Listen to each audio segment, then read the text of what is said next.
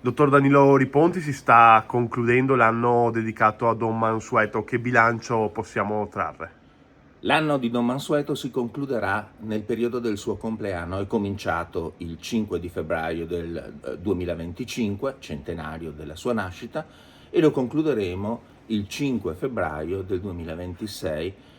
dopo un anno intenso di molti concerti, di molte bellissime esperienze, di molta ricerca per un nostro conterraneo che ha dato veramente lustro alla cultura del solighese e del trevigiano in generale. È stata un'esperienza veramente interessante, si è articolata in molti concerti e credo sia stato fatto un lavoro importante per riuscire a diffondere il valore di questo straordinario musicista sacerdote, straordinario sia come musicista che come sacerdote.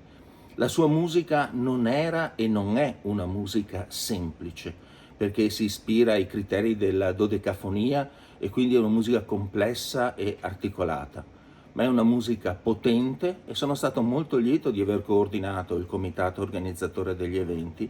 soprattutto anche per l'attività di entusiasta ricerca che abbiamo fatto sulla figura di questo nostro grande sacerdote, insieme con il maestro Giancarlo Nadai e i suoi meravigliosi ragazzi della piccola orchestra veneta,